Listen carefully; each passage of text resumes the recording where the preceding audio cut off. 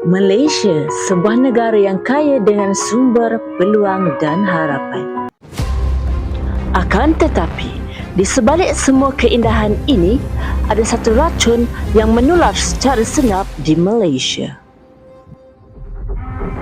Rasuah. Ia tidak hanya mencuri duit negara, tetapi ia mencuri masa depan anak bangsa. Inilah kisah tentang rantai kehancuran, bagaimana rasuah membunuh sebuah negara. Pada tahun 2025, Malaysia mencatat skor 52 daripada 100 dalam Indeks Persepsi Rasuah iaitu CPI, berada di tangga ke-54 daripada 182 negara. Apa maksudnya? Ini bermaksud dunia masih melihat rasuah sebagai masalah serius dalam sektor awam di Malaysia. Apabila tadbir urus lemah, inilah menjadi punca ruang untuk rasuah terbuka luas. Di sinilah lahirnya budaya boleh bincang untuk kepentingan individu. Punca kedua ialah birokrasi yang terlalu kompleks. Lebih banyak tanda tangan, lebih banyak borang, lebih banyak kuasa di tangan segelintir pegawai. Pakar ekonomi menjelaskan, bila pegawai ada kuasa monopoli untuk meluluskan sesuatu, risiko rasuah meningkat. Tambahkan sedikit bayaran, percepatkan proses. Punca ketiga ialah penguatkuasaan undang-undang yang tidak konsisten. Apabila rakyat melihat ada dua jenis keadilan, satu untuk orang biasa, satu untuk orang yang berkuasa, kepercayaan mula runtuh. Dari akar punca inilah lahirnya simptom-simptom yang kita lihat setiap hari.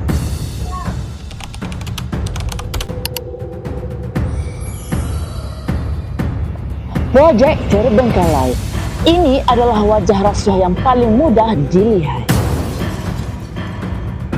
Di Malaysia, berpuluh-puluh projek perumahan sakit dan terbengkalai, membiarkan pembeli dalam keadaan tergantung. Ribuan keluarga terkesan. Mereka bukan hanya kehilangan wang, mereka kehilangan rumah dan kehilangan impian. Simptom kedua, infrastruktur berkualiti rendah. Rasuah dalam sektor pembinaan bermakna kontrak diberikan bukan kepada yang paling layak. Kajian menunjukkan bahan murah digunakan, spesifikasi tidak dipatuhi, tetapi tuntutan bayaran tetap penuh. Rakyat membayar cukai dua kali, sekali untuk pembinaan, sekali lagi untuk membaik pulih. Simptom ketiga, perkhidmatan awam yang pincang. Rasuah juga meresap ke dalam sektor pendidikan dan kesihatan. Apabila peruntukan bocor, perkhidmatan yang sampai kepada rakyat menjadi semakin tipis.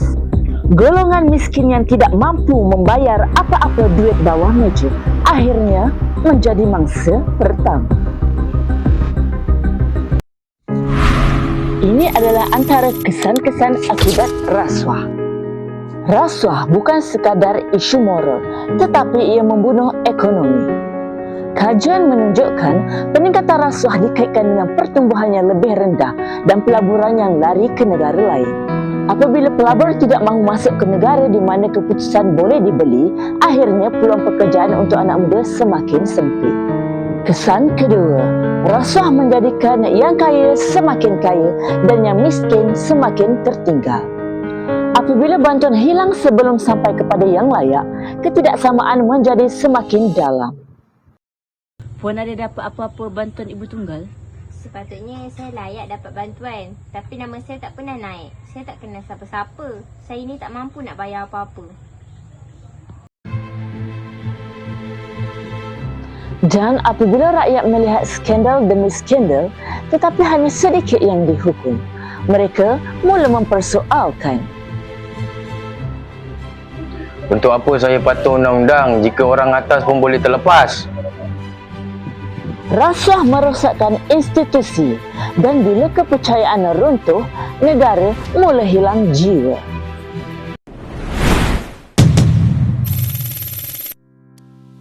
Namun, cerita ini belum berakhir. Pada 2025, Malaysia naik ke tempat ketiga terbaik di Asia dalam Indeks Persepsi Rasuah. Dengan undang-undang baru dan strategi nasional anti rasuah, ada langkah ke depan yang sedang diambil. Perubahan memerlukan pemimpin yang jujur, institusi yang berani dan rakyat yang menolak rasuah dalam apa jua bentuk. Kerana selagi rasuah dibiarkan hidup, sebuah negara sedang perlahan-lahan mati. Dan selagi kita tidak mengalah, harapan untuk Malaysia yang bersih masih ada. Rasuah musuh masa depan negara.